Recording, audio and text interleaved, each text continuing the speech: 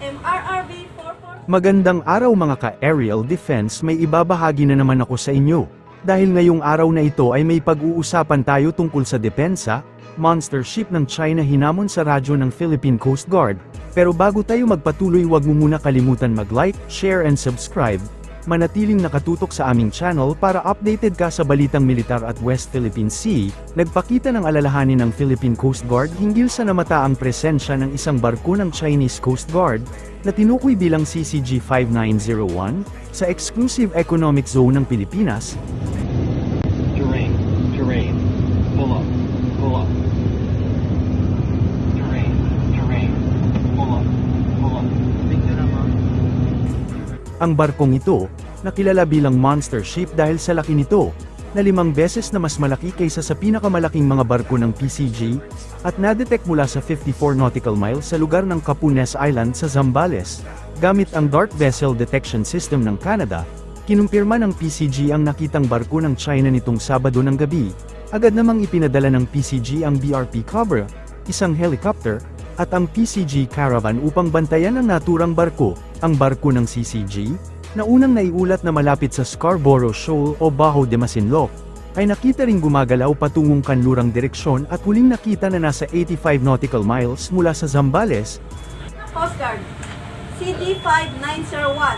This is BRP Cabra, MRRB 4409. We are reminding you that you are within 72.6 nautical miles west by the south of Silangin, Zambales, inside in the Philippine Exclusive Economic Zone.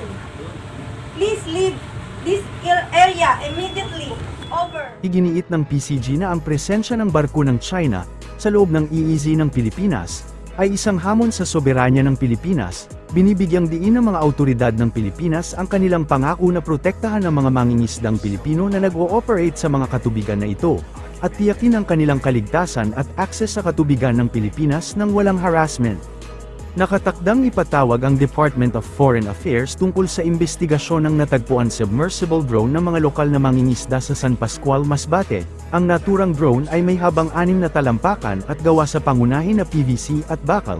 Pinaniniwala ang isang remote-controlled ang drone na malamang ginagamit para sa komunikasyon at nabigasyon sa ilalim ng tubig. Hinggil dito, hindi pa nagbigay ng opisyal na pahayag ang Embahada ng China sa Maynila, at sinabi nilang ipinasa na nila ang mga katanungan mula sa media sa Beijing para sa karagdagang paglilinaw. Ang kakulangan ng tugon na ito ay nag-udyok ng mga panawagan para sa masusing investigasyon hinggil sa insidente, kung saan ipinahayag ni Senate Majority Leader Francis Tolentino ang kanyang plano na maghain ng isang resolusyon upang tuklasin ang pinagmulan ng drone at ang mga posibleng implikasyon nito sa seguridad ng Pilipinas. Ayon kay Tolentino, ang Naval Intelligence ay kasalukuyang nag-iimbestiga, ngunit nakumpirma na ang drone ay mula sa ibang bansa, at ang kulay nitong dilaw ay nagpapakita na ito ay ginagamit sa mga scientific research. Ipinunto pa ng senador na ang mga marine scientific research, lalo na kung gumagamit ng drone, ay kailangang sumunod sa parehong United Nations Convention on the Law of the Sea at mga batas sa Pilipinas. Ang presensya ng ganitong drone, kung mapapatunayan na pag-aari ng China, ay maaaring magdulot ng malalaking tanong ukol sa legalidad at layunin ng operasyon nito sa mga katubigan ng Pilipinas, kabilang na ang posibilidad na ito ay ginamit sa hindi autorisadong pagmamasid sa bansa. Dalawa po yan eh. Una, kung ito po ay scientific research na walang permiso, violation po yun sa international law.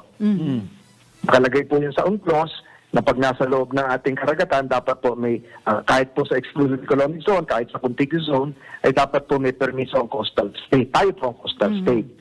Pangalawa, kung ito po ay military grade, eh, meron din pong danger sa national security.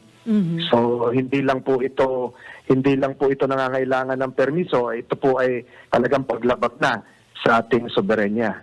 So yun po yung lalamanin ng resolution. Tapos na po yung resolution ko, hindi lang ma-file kasi sarado ang Senado kahapon, sa Lunes pa magbubukas. So sir, kung lalabas na talaga ito violation ng international law, pwede ho tayo mag-file ng complaint? Na? Diplomatic protest ang ipafile natin. At kung ito naman ay lumabag doon sa bago nating batas, meron tayong bagong batas, yung Archipelagic Sea Lanes Law. Archipelagic Sea Lanes Law ay yung mga malalaking vessels ay padaan doon sa archipelagic sea lanes, meron din penalty. Ganito po kasi yan. Ito pong drone na ganito, ay hindi naman po ito self-autonomous. Ibig sabihin, galing po ito sa isang mothership. Ah, At yung mothership pong yun, Opo. ay siya po yung naglunsad nito. Nag-launch. Nilatag po Oo, ito oo. sa dagat. Hindi naman po ito nanggaling ng pagkakalayo-layo kasi normally ang range nito ay 10 kilometers lang. Opo. Tinatakbo ng mga ganyan. So, nakapasok sa teritoryo natin yung kung saan man nanggaling ito, yung barkong yon, at doon ito nilunsad. So, Hindi ito nanggaling ng, halimbawa China, hindi ito nanggaling ng ganong kalayo para pasukin ito na parang submarino. Dahil parang wala akong pagkakaiba dun sa mga drone na ginagamit ninyo. Yes. Pag meron mga events, yun po ay galing lang dun sa hindi kalayuan para i-cover po yung event. so pwedeng yung mothership kung saan galing itong drone na ito, marami na siyang nakuha na kung ano man resulta ng ginawang research noong drone. Tama po ba yan? Hindi Pwede po yun? natin masabi Footage. kung ano po ang, Oo. pwede po ito sa communications, pwede po ito sa marine and scientific research. Ibig sabihin po, yung mothership ay nasa loob ng teritoryo natin. Alam niyo po, kinukumpleto pa ng naval intelligence yung investigasyon nila, yung pangunahan. Pero yung findings po confirm na ito po ay galing sa ibang bansa at ito po ay nanggaling sa isang mothership. At sa report din ng Navy ay yung kulay nito na dilaw ay nag-indicate na ito po ay ginagamit sa isang scientific research na visible sa taas. So yung nakita po sa Masbate na submarine drone ay iniimbestigahan po ngayon. At magpa-file po ako ng resolution sa Lunes para magkaroon po ng investigasyon ng Senado patungkol dito. So sir, ginagamit ito sa scientific research o ang sabi nito, surveillance? Preliminarily, ang datos na nakakalap ko, ito ay hindi for military purposes, pero hindi pa ko confirm yun. So, marine and scientific research. At sa ngayon, sa International Law of the Sea, dahil ito'y nakita sa Masbate, nasa loob ng ating karagatan, dapat po may permiso ang coastal state para mag-conduct ng isang scientific research ang isang ibang bansa. So the mere fact na wala po itong permit, illegal po yung ginawa nila na Alamin pa po natin yan sa Department of Foreign Affairs kung may permit ito. So isang klaro ho, hindi ito for military purposes, sir. Iyon ho ang preliminary na natatanggap ko. Sir, Hindi pa conclusive yun. pero identified na po ba saang bansa galing? China yung preliminary na sinasabi. Saan po, sir? China yung preliminary na China. sinasabi. Oho.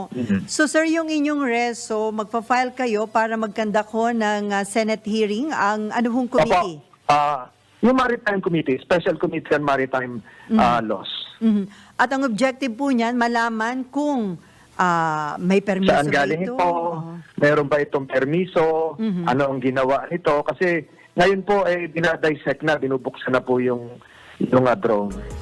Para sa mas madaming update tungkol sa ating depensa, paki-follow at like muna ng aming page na nasa description na ang link. Huwag mo na rin kalimutan mag-like, share and subscribe. Pindutin mo na rin ang bell para updated kayo sa aking mga bagong video. Maraming salamat po.